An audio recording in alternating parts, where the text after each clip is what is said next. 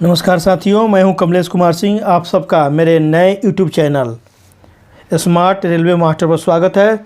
साथियों, मेरा एक और भी पुराना चैनल है जिसका नाम है educational and technical master.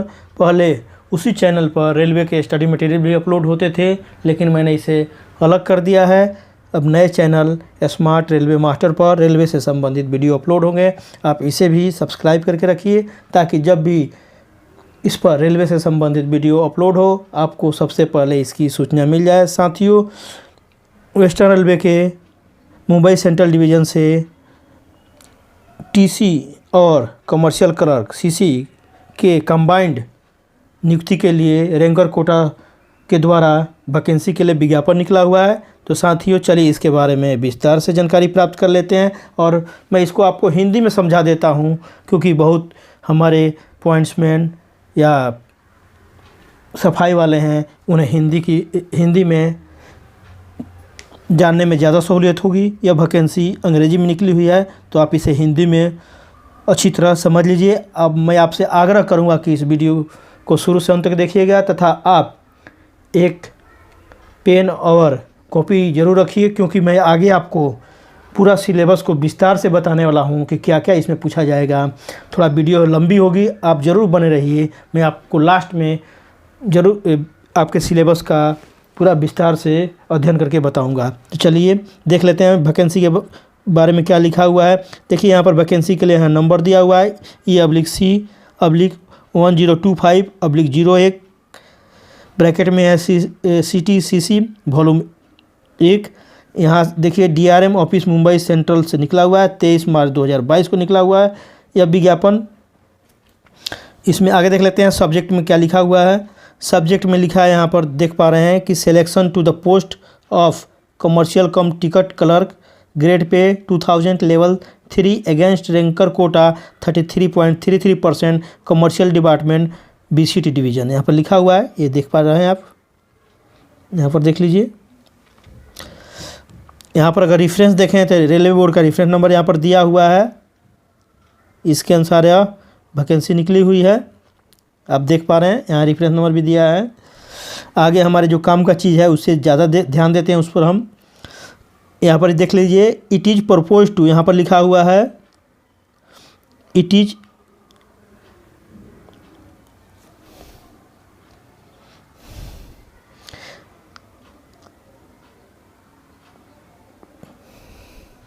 It is proposed to hold a selection for promotion to the post of commercial cum ticket clerk, grade pay 2000 level 3 against ranker quota 3.1/3%।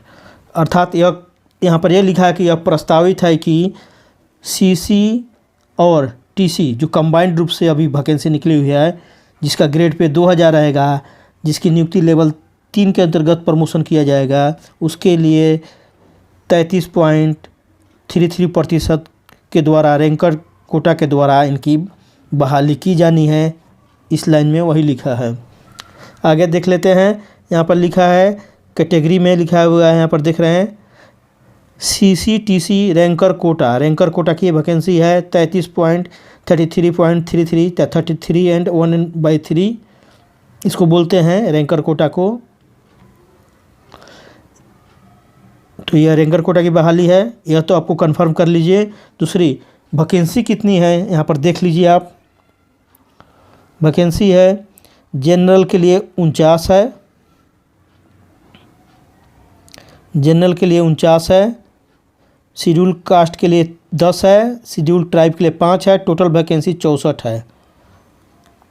अर्थात सामान्य ओपन कैटेगरी के लिए 49 वैकेंसी है, अनुसूचित जाति के लिए 10 है, अनुसूचित जनजाति के लिए 5 है और टोटल वैकेंसी इस प्रकार 64 वैकेंसी है। इसमें आप देखिए यहाँ पर schedule caste roster point SC roster point, यह लगता है कि इन पदों पर इन सीरियल नंबर पर, यह सीरियल नंबर है 4, 12, 17, 24, 30, 38, 44, 50, 57 और 64 पर शेड्यूल कास्ट के कैंडिडेट को ही नियुक्ति की जाएगी। जो चौथे नंबर पर रिजल्ट में आएंगे उनकी मतलब चौथे नंबर जो है वैकेंसी उस पर शेड्यूल कास्ट की जाएगी। 12वें नंबर वैकेंसी पर शेड्यूल कास्ट की नियुक्ति की जाएगी। जबकि इसी प्रकार यहाँ पर देखिए 8वें नंबर का जो वैकेंसी है उस पर शेड्यूल ट्राइब की होगी। 20वें नंबर पर शेड्यूल ट्राइब की होगी, 34वें नंबर पर शेड्यूल ट्राइब की होगी, 47वें नंबर पर शेड्यूल ट्राइब की होगी तथा 60वें नंबर पर शेड्यूल ट्राइब की सीट रिजर्व है। आप इसको समझ पा रहे हैं? कहने का मतलब यह है वैकेंसी में से चौथा वैकेंसी जो रहेगा, चौथा, उस पर शेड्यूल कास्ट की बहाली होगी। 12वें पर भी शेड्यूल कास्ट की होगी, 17वें पर शेड्यूल कास्ट की होगी, 24वें नंबर पर जो होगी वो शेड्यूल कास्ट की होगी, 30वें नंबर पर शेड्यूल कास्ट की, 38वें नंबर पर शेड्यूल कास्ट की, 44वें नंबर पर शेड्यूल कास्ट की, 50वें नंबर पर शेड्यूल कास्ट की और 57वें नंबर पर शेड्यूल कास्ट की और 64वें नंबर पर शेड्यूल कास्ट की। इसी तरह शेड्यूल ट्राइब के लिए 8वां नंबर पोस्ट, 20वां नंबर, 34वां नंबर, 47वां नंबर और 60वां नंबर आरक्षित है। आगे देख लेते हैं। यहाँ पर लिखा हुआ है, इसमें हाई कोर्ट का केस भी हुआ है। यहाँ इसके बारे में यहाँ पर मेंशन है। In terms of headquarter Churchgate PS number इतना 073/2016 डेटेड 14 जुलाई 2016 के अनुसार above selection has be initiated या ordered only after ascertaining quantifiable data of representation of schedule का शेड्यूल ट्राइब के द्वारा रिप्रेजेंटेशन किया गया है और उनके द्वारा यह डाटा प्राप्त होने के बाद, डाटा को सुनिश्चित करने के बाद यह वैकेंसी निकाली गई है। As per post based roster against roster point no as above as per the order of Supreme Court number इतना।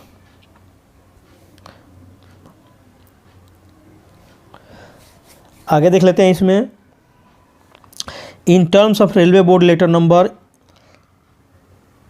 2018 ESCT यहाँ पर दिया है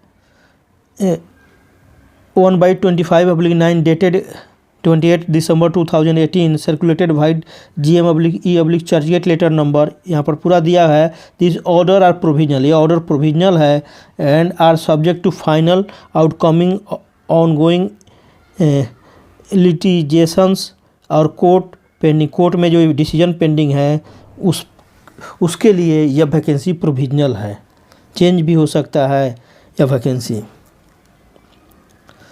यह कोर्ट के डिसीजन पर बाद में डिपेंड करेगा। यहाँ पर लिखा हुआ है द फॉलोइंग में काइंडली टेकन ऑफ नोट। यह नोट करने की बात यह है कि यहाँ पर लिखा हुआ है in terms of railway board establishment, RBE का फुल फॉर्म है railway board establishment 16/21 coated under reference the above vacancy, माने यह vacancy would be filled by means of a general selection from. यह कहा जा रहा है कि इस रेलवे के ये नंबर के अनुसार यह वैकेंसी जनरल सिलेक्शन के द्वारा स्टाफ के द्वारा ऐसे रेलवे स्टाफ जो लेवल 1 में काम कर रहे हैं, लेवल 2 में काम कर रहे हैं के द्वारा ही भरा जाना है। इसमें कौन कौन शामिल हैं, कौन कौन भर सकते हैं? सफाई वाला, ऑपरेटिंग डिपार्टमेंट में जो सफाई वाला काम कर रहे हैं और कमर्शियल डिपार्टमेंट में जो सफाई वाले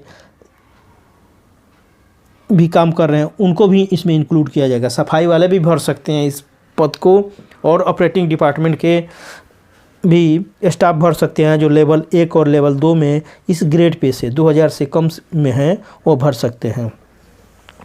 आगे लिखा हुआ है यह वैकेंसी रिटन एग्ज़ाम के द्वारा होगी। यहाँ पर लिखा हुआ है, आगे देख लेते हैं। इसमें application are thereby invited from the staff working in level 1 and 2 of operating and commercial department. यह आवेदन उन लोगों से आमंत्रित किया जाता है जो रेलवे स्टाफ चाहे ऑपरेटिंग डिपार्टमेंट में काम कर रहे हैं चाहे कमर्शियल डिपार्टमेंट में काम कर रहे हैं, वह लेवल 1 या लेवल 2 में होने चाहिए तथा उनकी कम से कम सर्विस, रेगुलर सर्विस 2 साल पूरा होना चाहिए 23 मार्च 2022 को। 23 मार्च 2022 को उनकी कम से कम 2 साल सर्विस पूरी होनी चाहिए। आगे लिखा हुआ है द कम्युनिटी ऑफ एम्प्लॉई। यहाँ पर ये देखिए, the community of employee entered in service seat shall be considered for the selection of employee. मान लीजिए कि आपके सर्विस सीट में, समझिए यहाँ पर आपके सर्विस सीट में जो कास्ट भरा हुआ है वही यहाँ पर परीक्षा के लिए माना जाएगा। यह नहीं है कि आपने वहाँ पर ओबीसी भरा है और आप शेड्यूल कास्ट में यहाँ फॉर्म भर रहे हैं, ऐसा नहीं होगा। जो आपके सर्विस लिस्ट में कोटी लिखा हुआ है, कम्युनिटी लिखा हुआ है, ओबीसी लिखा है, तो वह उसी पद के लिए आप, मतलब उसी कैटेगरी में आप पद के लिए आवेदन दे सकते हैं और माना भी जाएगा। The syllabus of the written exam enclose in annexure 1A। नीचे में लेक्चर ए है, इसमें सिलेबस दिया गया है। जो रिटन एग्ज़ाम होगा, रिटन एग्ज़ाम ऑब्जेक्टिव टाइप होगा, उसका सिलेबस नीचे दिया गया है, जिसके बारे में हम विस्तार से अभी जानकारी प्राप्त कर लेंगे। Employee who pass the written exam and B2 medical examination. ऐसे कर्मचारी जो रिटन एग्ज़ाम पास करेंगे और B2 स्टैंडर्ड का मेडिकल पास करेंगे, उन्हीं के लिए ये पैनल बनाया जाएगा और उसी के द्वारा इनकी पोस्टिंग CC और TC के लिए किया जाएगा। द लिस्ट ऑफ, आगे लिखा है द लिस्ट ऑफ द, यहाँ पर लिखा हुआ है the list of the employ who are eligible to appear for the written examination shall be notify only after receipt of application from willing employ and scrutiny of the same. यह यहाँ पर कह रहा है कि बाद में कौन कौन इस परीक्षा में शामिल होने के लिए योग्य हैं, उसकी सूचना बाद में दी जाएगी एप्लीकेशन प्राप्त होने के बाद तथा उसके जांच कर लेने के बाद। जो कौन कौन से योग्य हैं इस फर्म में सही पाए गए हैं परीक्षा देने के लिए, इस लाइन में वही लिखा है।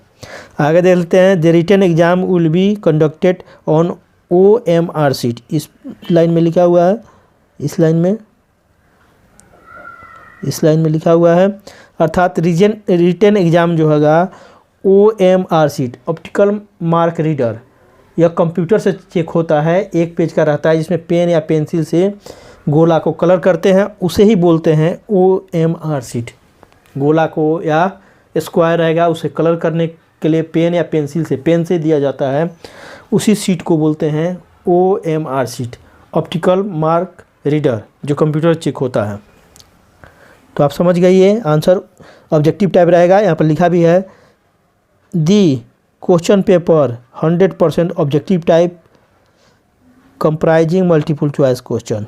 ये ऑब्जेक्टिव टाइप एग्ज़ाम होगा। इसमें 4 आपको विकल्प दिया गया रहेगा, उसमें से एक विकल्प सही रहेगा। जो विकल्प सही है, जैसे क, ख, ग, घ, तो इसको OMR सीट पर क सही है तो क को कलर करना है। तो यह केवल ऑब्जेक्टिव टाइप क्वेश्चन रहेगा। The question will be bilingual, that is English and Hindi. Question paper 2 भाषा में रहेगा, इंग्लिश और हिंदी में रहेगा। अगर आपको इंग्लिश में नहीं समझ में आता है तो उसे हिंदी में पढ़ लीजिए और समझकर उत्तर दीजिए। In terms of railway board establishment on 94/2019 there will be no negative marking. ऐसा है कि आपने कोई क्वेश्चन का गलत जवाब दिया तो भी आपके अंक नहीं कटेंगे सही अंक में से। जहाँ नेगेटिव मार्क रहता है वहाँ कुछ अंक काट लिए जाते हैं, जैसे 1/3 या 1/4 अंक काट लिए जाते हैं, लेकिन यहाँ पर नेगेटिव मार्किंग नहीं है। आपके किसी प्रश्न का आपको उत्तर नहीं आता है तो भी आप आइडिया से, अंदाज से उसको लगा सकते हैं। यहाँ पर कोई रिस्क नहीं है, यह बात लिखा हुआ है यहाँ पर।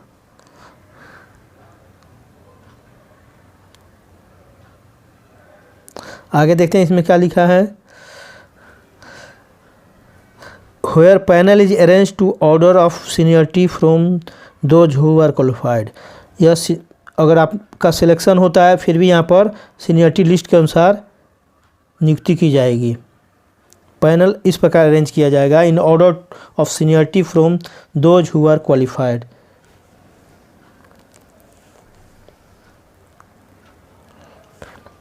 The selected employ will have undergo prescribed training prior to be promoted. आपको प्रमोशन देने के पहले आपको ट्रेनिंग दिया जाएगा, जैसे उदयपुर भेजा जाएगा, वहाँ पर आपको CCTC की ट्रेनिंग दी जाएगी। यहाँ पर यह बात लिखा हुआ है।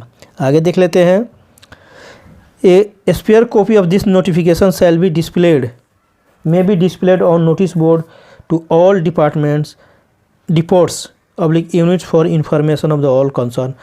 यहाँ कहना है कि इस नियुक्ति के जो विज्ञापन निकला है इसका एक कॉपी नोटिस बोर्ड पर ज़रूर लगाया जाना चाहिए।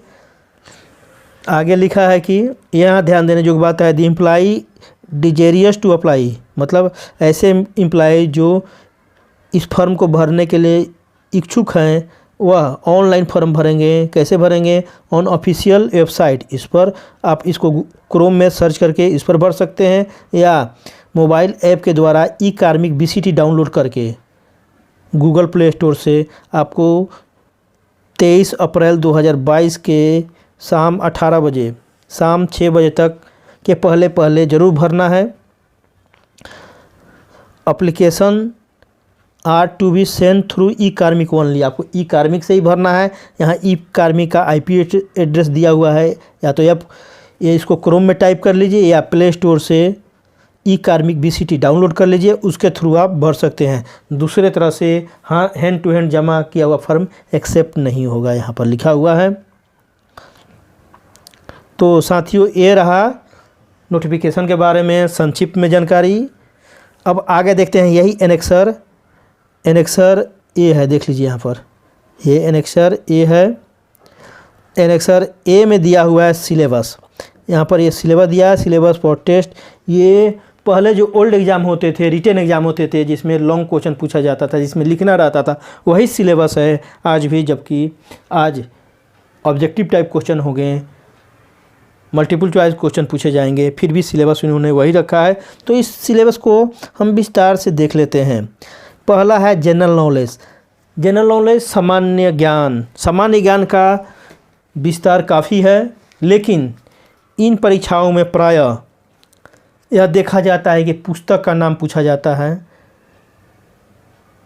राज्य राजधानी पूछा जा सकता है। तो आप धीरे धीरे इसे नोट कर लीजिए। मैं सामान्य अध्ययन के सभी चैप्टर को बता देता हूं, जिसको आप ज़रूर तैयारी कर लीजिए, ताकि इसी से क्वेश्चन पूछ सकता है। आप इसको तैयारी कर सकते हैं। जैसे भारत की राज्यों की राजधानी, भाषा एवं क्षेत्रफल, भारत के प्रमुख प्रदेशों के राजकीय पशु एवं पक्षी, भारत के प्रमुख वन्य जीव अभयारण्य, भारत के खनिज, भारत के खनिज संपदा, भारत की कृषि, प्रमुख फसल, फल एवं सब्जियों के उत्पत्ति केंद्र, भारत के परिवहन, भारत के संचार के साधन, भारत के प्रमुख शोध संस्थान, भारत में सबसे बड़ा, छोटा, लंबा एवं ऊंचा। ऐसे सामान्य ज्ञान जो रेलवे संबंधित है उसको आप विशेष रूप से याद कर लीजिए। आगे पूछ सकता है यहाँ पर भारत में प्रथम, जैसे भारत के प्रथम राष्ट्रपति कौन थे, इस टाइप के। वर्तमान में राष्ट्रपति कौन है, इसमें और सामान्य ज्ञान में पूछ सकता है कि वेस्टर्न रेलवे के महाप्रबंधक कौन हैं, वेस्टर्न रेलवे के DRM कौन हैं। ऐसा क्वेश्चन प्राय पूछा जाता है, उनका नाम पूछा जाता है। तो यह सब आप लिख कर, जैसे वेस्टर्न रेलवे के PCM कौन है, ऐसा भी क्वेश्चन पूछ सकता है कि वेस्टर्न रेलवे के CCM कौन है, ऐसा क्वेश्चन पूछा जाता है। तो आप इसका नोट्स ज़रूर बना लीजिए, यह पूछा जाता है। और भी पूछा जाता है आकर रचना और रचनाकार, पुस्तक और उसको कौन लिखे हैं, जैसे गीतांजलि के रचयिता कौन है, इस टाइप का क्वेश्चन पूछ सकता है। मिडनाइट चिल्ड्रन के रचयिता कौन है, इस तरह के क्वेश्चन आप यहाँ पर पूछा जा सकता है। जनरल नॉलेज का सिलेबस बहुत विस्तृत है, तो आप एक जनरल नॉलेज के लिए आप लूसेंट का किताब लेकर उसको आप विस्तार से पढ़ सकते हैं। इसमें चाहें तो थोड़ा बहुत साइंस भी पढ़ सकते हैं आप, जैसे विज्ञान से संबंधित क्वेश्चन पूछे जा सकते हैं, चाहे राजभाषा से सॉरी राज व्यवस्था से क्वेश्चन पूछा जा सकता है, जैसे इंडियन पॉलिटी से संबंधित थोड़ा पूछा जा सकता है। इंडियन इकोनॉमिक से भी कुछ क्वेश्चन पूछा जा सकता है।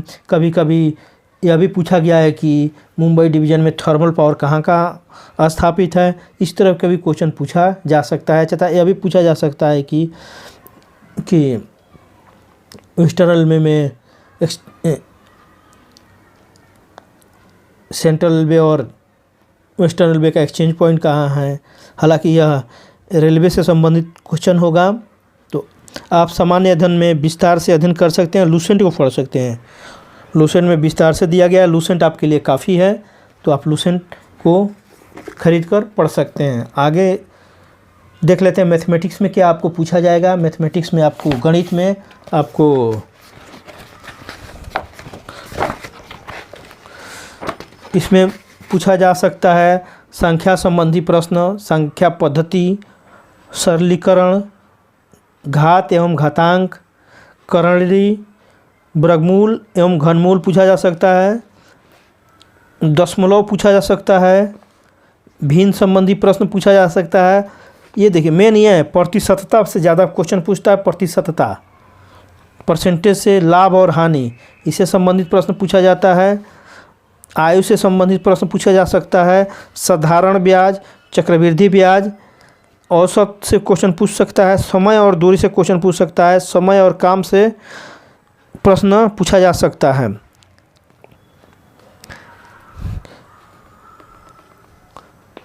आयु संबंधी प्रश्न भी पूछा जा सकता है। आपको बटा एवं छूट से संबंधित प्रश्न पूछा जा सकता है। लघुत्तम एवं महत्तम समापवर्तक से प्रश्न पूछा जा सकता है। ये टॉपिक आप सब नोट कर लीजिए। इससे क्वेश्चन ऐसे तो मैथ के 35 टॉपिक हैं, 34 लगभग 30 टॉपिक हैं जिससे प्रश्न पूछा जाता है। आप कमेंट करिएगा तो मैं इस पूरे टॉपिक को बता दूंगा कौन कौन पूछा जाएगा, विस्तार से बता दूंगा इसमें क्या क्या क्वेश्चन पूछे जाते हैं। और लैंग्वेज में देख लेते हैं। लैंग्वेज 3 नंबर पर लैंग्वेज है, अर्थात भाषा। भाषा में इंग्लिश और हिंदी। तो इंग्लिश में देख लेते हैं इंग्लिश में क्या क्या पूछा जाएगा आपको। इंग्लिश में ऑब्जेक्टिव, सब ऑब्जेक्टिव भी रहेंगे, लेकिन इंग्लिश में आपको कौन कौन से चैप्टर से पूछा जाएगा। पहला चैप्टर है, नोट कर लीजिए, आर्टिकल। दूसरा है नाउन। तीसरा है नाउन एंड द नंबर। चौथा है नाउन एंड द जेंडर। पांचवा है नाउन एंड द केस। उसके बाद है प्रोनाउन। उसके बाद है एडजेक्टिव। उसके बाद है टाइम एंड टेंस। उसके बाद है वॉइस। उसके बाद है वर्ब। वर्ब का form, axillary verb, adverb, preposition. Preposition से ज़्यादा क्वेश्चन पूछा जाता है। तथा और भी चैप्टर है, नोट कर लीजिए, एंटोनिम्स एंड सिनोनिम्स, समानार्थक शब्द एवं विपरीतार्थक शब्द, ये पूछा जाता है। और वन वर्ड सब्स्टिट्यूशन, यह भी पूछा जा सकता है। और पूछा जाता है फ्रेजल वर्ब, यह भी पूछा जा सकता है आपसे। आइडम एंड फ्रेजेस भी पूछा जा सकता है। और प्रोवर्ब्स पूछा जा सकता है। और वर्ड्स दिया रहता है, उसमें मिस्टेक रहता है, स्पेलिंग मिस्टेक, उसका सही स्पेलिंग पूछा जाता है, यह प्रायः पूछा जाता है। और प्रीपोजिशन, ये 2 चीज़ जरूर पूछा जाता है, इससे संबंधित क्वेश्चन जरूर रहते हैं। अब हिंदी में देख लेते हैं, हिंदी का आपका सिलेबस क्या रहेगा। अभी हिंदी में क्या क्या क्वेश्चन पूछा जाएगा आपको। हिंदी के सिलेबस में आपको चैप्टर हैं, आप नोट कर लीजिए, मोटा मोटी नोट कर लीजिए। इसमें रहेगा संधि, समास, प्रत्यय, उपसर्ग। उसके बाद रहेगा शब्द रचना, इसमें आता है विदेशी शब्द, देशज शब्द, तद्भव शब्द, तत्मत शब्द, इस सब को पूछ सकता है। उसके बाद यहाँ पर आपको मुहावरा पूछ सकता है।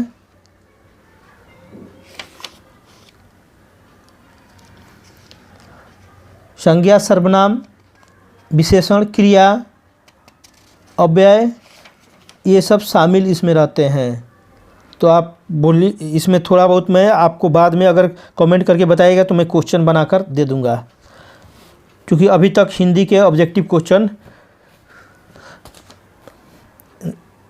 नहीं मिले हैं। क्योंकि फर्स्ट बार इसका ऑब्जेक्टिव टाइप का एग्ज़ाम हो रहा है।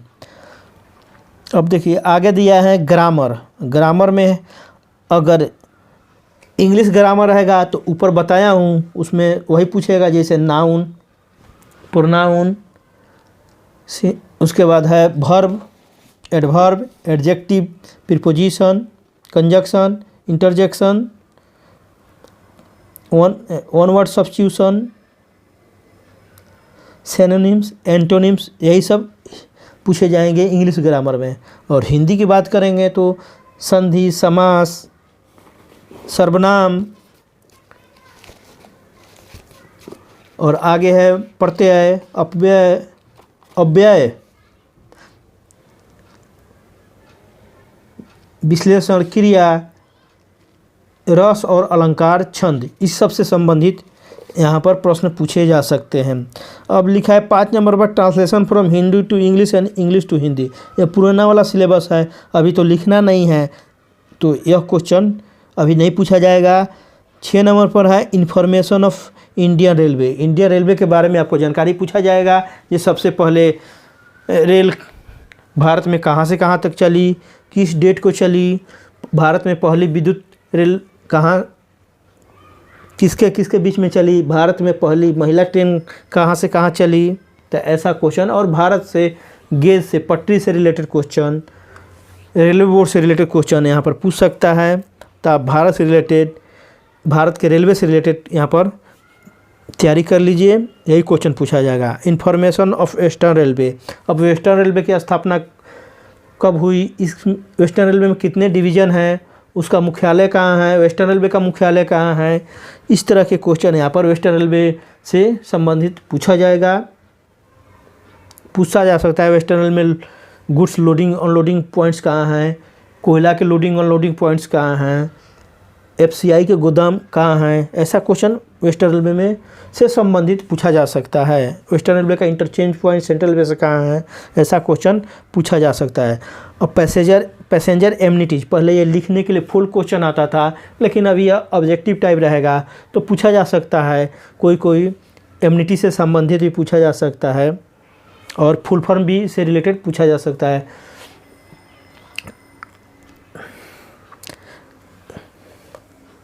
जैसे साइनेज का कलर क्या होता है, यह भी पूछा जा सकता है।